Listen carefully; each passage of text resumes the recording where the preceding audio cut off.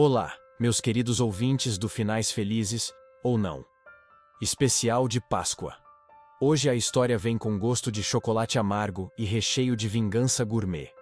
Prepare-se para uma caça aos ovos que virou uma caça à amante, um coelhinho que virou mensageiro da fúria, e uma esposa que não perdoa, nem em datas sagradas.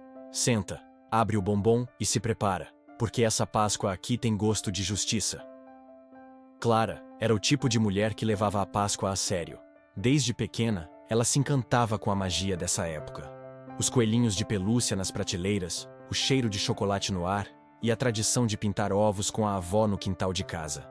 Cresceu transformando esse amor em rituais familiares, criava ovos personalizados com o nome de cada parente, montava cestas com bombons caseiros e escondia pistas pela casa inteira para a tradicional caça aos ovos, com direito a mapas desenhados à mão e charadas rimadas.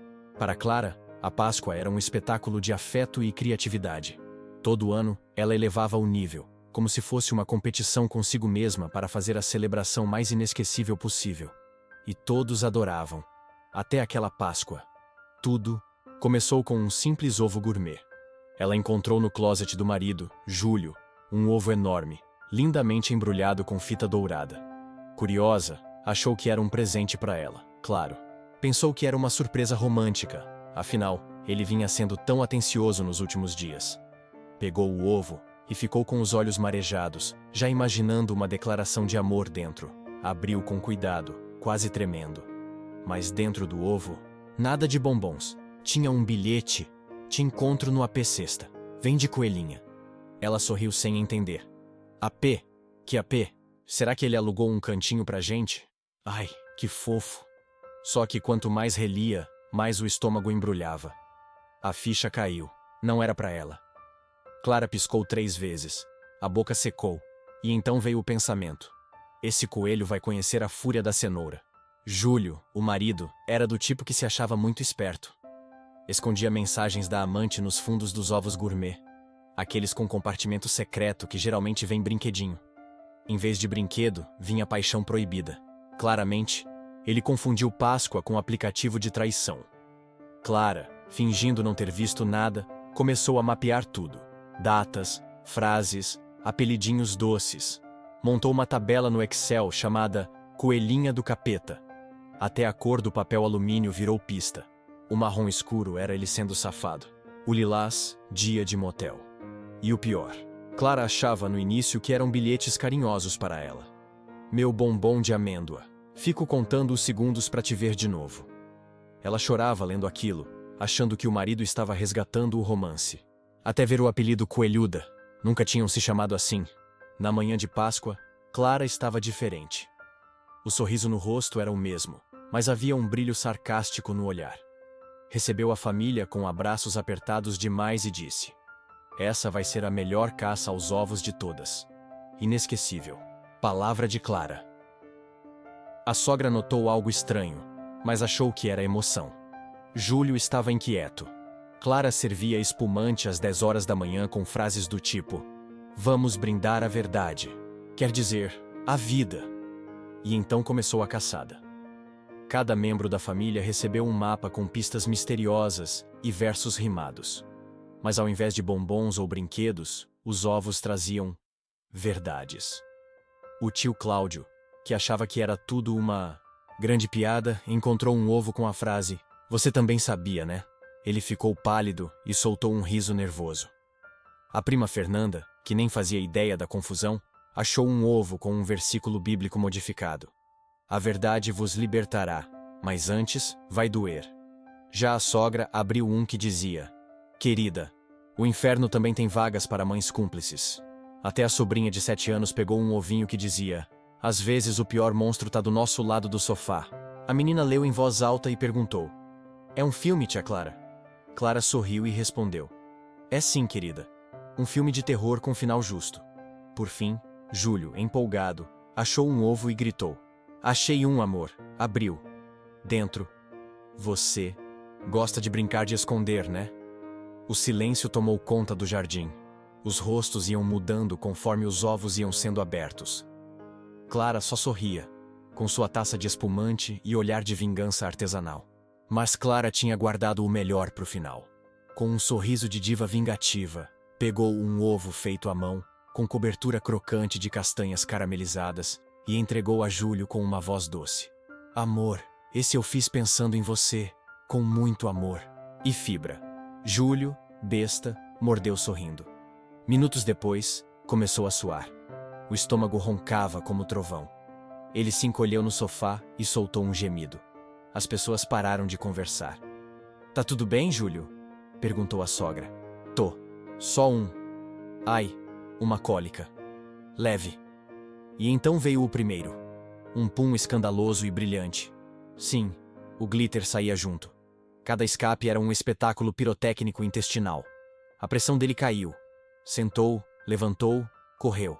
Tentou chegar ao banheiro, mas deixou um rastro arco-íris pelo corredor, porque ela queria que ele brilhasse, de dentro para fora. Horas depois, Júlio estava entre o banheiro e o desespero, achando que estava tendo uma epifania intestinal. Enquanto isso, Clara postava stories com a legenda. Ele não aguentou o recheio. Para piorar, o glitter grudou nas cuecas e no box do banheiro, deixando rastros de vergonha por onde passava. A casa virou um carnaval intestinal. Para completar a humilhação gourmet, Clara contratou um coelho animado para entreter as crianças. Mas o tal coelho era amigo do teatro local, e Clara tinha dado instruções muito específicas. Entre uma dança e outra, ele chamava os adultos pelos nomes e entregava bilhetinhos personalizados. Dona Vera, a senhora tem uma visita surpresa do passado, disse ele, entregando uma carta com fotos do Júlio e Camila num motel. O primo do Júlio recebeu um cartão escrito: Você que avisou ele do disfarce, né? Cúmplice também apanha com cenoura. E o auge. Ele tirou do bolso um microfone, de brinquedo, e anunciou em voz alta: Hora do bingo da vergonha. Prêmio para quem tiver um parente traidor. As crianças gargalhavam, achando que era parte do show. Os adultos não sabiam onde enfiar a cara. Júlio estava no fundo do quintal, tentando fugir por trás do pinheiro da tia Arlete, se cagando todo, cada passo acompanhado de um pum colorido. Era como se o próprio unicórnio tivesse passado mal e deixado um rastro. As crianças apontavam e gritavam: Olha, mamãe, fogos de artifício de bunda! E o coelhinho, impassível, ainda dançou Macarena com uma placa que dizia: Justiça, mas fazendo graça. Para entreter as crianças. Mas no meio da festa, ele começou a distribuir cartões nada fofos. Aqui, titio Júlio, uma mensagenzinha. Quem planta mentira, colhe vergonha. Vovó, esse é pra senhora. Seu filho não vale nem um bombom recheado com uva passa. As crianças riam, achando que era piada. Júlio queria cavar um túnel com a colher de sobremesa. A sogra empalideceu. Depois do caos pastel de glitter, a casa ficou em silêncio absoluto por 5 minutos. Até que alguém riu. Depois outro. Em poucos segundos, todos estavam gargalhando. Júlio, desidratado, foi levado para a casa da sogra com uma sacola de roupas limpas, porque as dele pareciam saídas de um bloco de carnaval. Camila, a amante, tentou ligar, mas ninguém atendeu. Dizem que ela ainda mandou mensagem. Se precisar, tô aqui. Júlio respondeu com um emoji de vômito. Clara, por outro lado, virou a lenda da família. No grupo do WhatsApp mudaram o nome para Páscoa com plot twist. Ela terminou a noite sentada, comendo trufas e assistindo série True Crime, com o controle na mão e um sorrisinho vitorioso. Mas não sem antes deixar uma última lembrança. Trocou todos os bombons da sogra por confetes com frases do tipo: Feliz Páscoa. Seu filho é um pastel de traíra. Na sua idade, era para ter criado um homem, não um marionete. E aí veio o pós-crédito. Alguém da festa postou um vídeo do momento em que Júlio soltava um pum com glitter em câmera lenta. E em poucas horas, Clara estava nos grupos de WhatsApp da cidade inteira. Foi chamada de a Justiceira da Páscoa, a Rainha do Ovo Vingativo, e até convidada para dar entrevista num podcast de histórias reais. No grupo das amigas do Pilates, ela ganhou emojis de coroa. No grupo das mães da escola, virou inspiração. E nos círculos mais fofocados da cidade, surgiu uma lenda urbana. Cuidado com os ovos da Clara, e é isso, meu povo. Nessa história, a Páscoa não trouxe ressurreição, mas trouxe justiça. E Clara provou que o melhor ovo é aquele que devolve o que a pessoa merece. Com glitter, laxante e um coelhinho debochado. Se você curtiu, se inscreve no canal, comenta aqui embaixo qual foi sua parte favorita e compartilha com quem precisa, de inspiração para uma vingança criativa e digestiva. Nos vemos no próximo episódio. E cuidado com os brindes de Páscoa. Às vezes o verdadeiro presente é a verdade.